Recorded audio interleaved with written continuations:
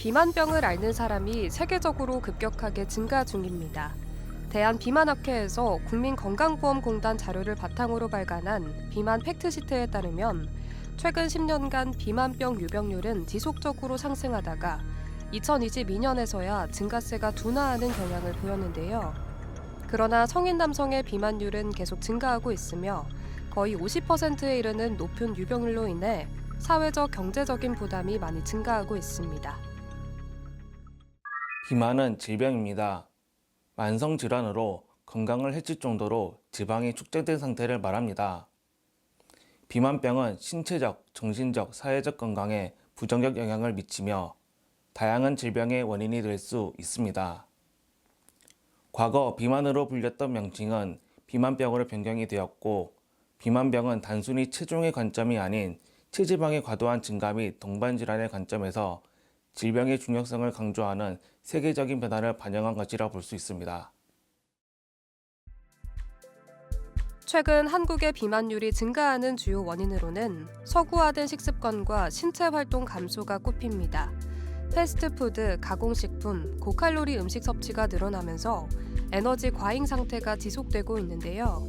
사회적 스트레스와 불규칙한 생활 습관도 영향을 미치며 코로나19 팬데믹 이후 비대면 생활이 증가하면서 비만율 상승이 더욱 두드러졌습니다. 비만병을 적극적으로 치료해야 하는 이유는 비만병이 대사증후군과 매우 밀접하게 관련이 있기 때문입니다. 대사증후군은 복부 비만을 비롯해 혈압 상승, 고혈당, 이상지질혈증 등 여러 건강 문제를 일으키는 위험인자가 함께 나타난 상태를 말하는데요. 대사증후군은 여러 대사질환과 심내혈관 질환의 발생 위험을 높이고 높은 사망률과도 관계가 있습니다.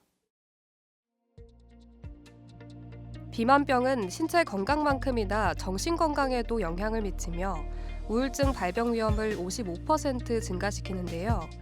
여기에 더해 비만으로 인해 자존감이 떨어지거나 불안감 등의 심리적 문제가 발생할 수 있습니다. 이런 심리적 문제는 결과적으로 비만을 악화시키는 원인이 되기도 하는데요. 스트레스를 해소하기 위해 과식하거나 운동 부족으로 이어져 악순환이 반복되는 경우가 많습니다. 비만병의 기본적인 치료 방법은 식사치료, 운동치료, 그리고 행동치료입니다. 체질량 지수가 35 이상이거나 체질량 지수가 30 이상이면서 비만 동반 질환을 가지고 있는 환자에서 비수술적인 치료로 체중 감량에 실패한 경우 수술을 권고합니다. 체질량 지수가 27.5 이상이면서 비수술적인 치료로 혈당이 적절히 조절되지 않는 2형 당뇨병의 경우에는 수술 시행을 고려합니다. 체질량 지수가 25 이상일 때 이러한 생활습관 관리로 체중 감량에 실패하거나 어려우면 약물 치료를 고려합니다. 비만병은 지방이 정상보다 많이 축적된 상태이므로 체내 지방량을 측정해 평가합니다.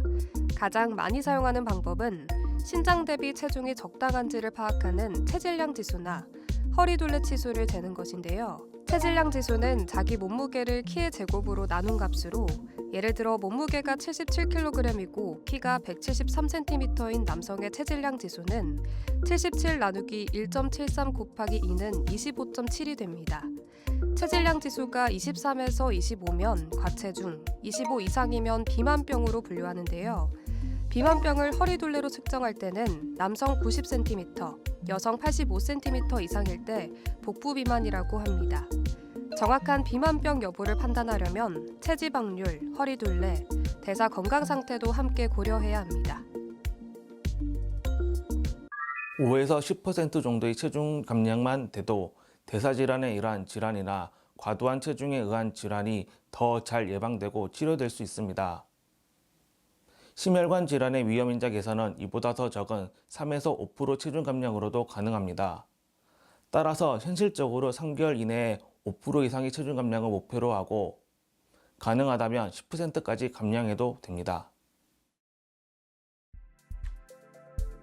체중 감량 후 다시 살이 찌는 걸 요요 현상이라고 합니다.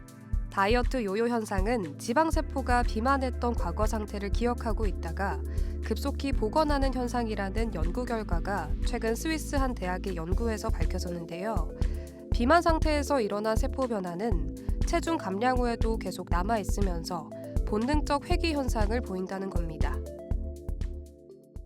무리한 다이어트는 지속해서 감량된 체중이 유지되지 않고 체중이 다시 증가하는 요요 현상이 오기 쉽습니다. 또한 담석 발생의 위험이 많이 증가할 수 있습니다.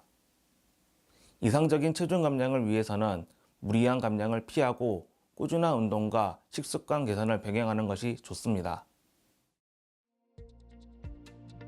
비만병 치료 중 하나인 약물 치료는 환자마다 비만 약제에 대한 반응이나 부작용은 천차만별이기 때문에 반드시 전문의와 상의하여 결정할 필요가 있습니다.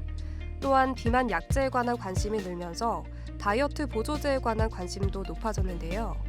보조제는 소비자가 성분이나 부작용에 대한 정보를 알기 어렵고 연구를 통해 효과가 입증된 바가 없어 복용할 때 신중하게 접근해야 합니다.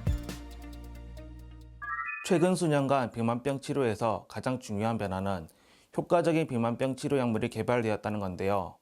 물론 기존에도 사용하던 비만병 치료제가 있었지만 최근 개발된 약물만큼 효과적이지 않았습니다. 체중 감량 효과가 10%가 넘는 비만병 치료 약제들이 비만병 치료에 사용되기 시작하였다는 겁니다. 비만은 질병이므로 치료가 필요합니다. 최근 비만병 약물이 개발되기 전까지는 효과적인 치료 방법은 비만 수술이었습니다. 하지만 수술적 치료는 침습적이며 일부 환자에게만 수행이 가능하다는 어려움이 있었습니다. 당뇨병, 고혈압, 이상지질혈증을 약물로 치료하는 것처럼 비만병도 효과적인 약물로 치료하는 시대가 왔다고 할 수 있습니다. 여기서 잠깐! 잘못된 의학 상식을 바로잡아 건강도 지키고 상식도 키우는 Yes or No. 비만병은 유전이어서 어쩔 수 없다는데 사실인가요? No, 아닙니다. 비만병은 환경적 요인과 유전적 요인이 복합적으로 작용하여 발생할 수 있으나 유전적 요인은 일부 사람들에게 해당합니다. 비만병은 만성적이며 쉽게 재발하며 지속적으로 진행하는 쉽게 완치되지 않는 질병이고 복합적이고 다양한 원인을 가지고 있기 때문에 다학제적인 접근과 지속적인 관리가 필수적이라고 할 수 있습니다. 잘못된 의학 상식 깨치기 Yes or No 두 번째. 다이어트 중에는 지방을 완전히 제거해야 하나요? No, 아닙니다. 체중 감량을 할 때에는 지방을 완전히 제거하기보다는 지방을 연소시키고 근육을 키우는 것이 좋은데요. 식습관을 개선하면서 운동을 규칙적으로 해야 합니다. 빵, 과자 같은 정제 탄수화물 섭취를 줄이는 것도 좋습니다. 유산소 운동을 약간 숨을 찰 정도로 일주일에 150에서 300분 정도 시행하는 것도 좋습니다. 또한 유산소 운동을 할 때 근력 운동을 꼭 같이 하십시오. 상체와 하체 운동을 번갈아 하시는 게 큰 도움이 될 수 있습니다. 국민건강보험공단에서 제안한 한국 비만인을 위한 신체활동 지침에 따르면 체지방을 줄이기 위해서는 걷기와 자전거, 수영 등 대근육을 리드미컬하게 사용하는 저강도나 중강도의 유산소 운동을 하는 것이 권장됩니다. 걷기 운동으로 체중을 줄이고자 한다면 운동 시간이 주당 250분을 넘어야 효과가 있는데요. 남성은 하루 11,000에서 12,000보, 여성은 8,000에서 12,000보 정도는 걷는 것이 좋겠습니다. 비만병을 가진 본인에게 관리하라는 방식은 큰 효과를 보지 못합니다. 대략 10% 정도의 사람만이 스스로 체중을 관리할 수 있다고 합니다. 따라서 효과적인 비만병 관리를 위해서는 첫째, 약물 치료를 포함한 의료적 관리가 필요하며 둘째, 생활습관 개선이 필요합니다. 이러한 모델은 고혈압이나 만성질환에서는 언제나 사용되는 모델이기도 합니다.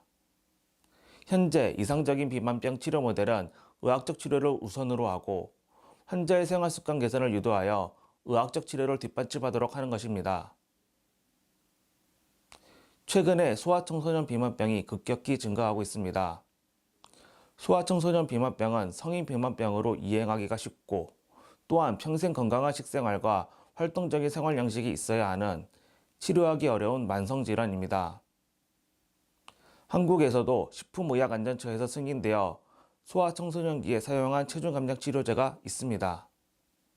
이런 경우 보통 가족들 중에 비만병 환자가 있는 경우가 많으므로 주저하지 마시고 가족들과 같이 경험 있는 전문의의 진료를 받는 것도 도움이 될 수 있습니다.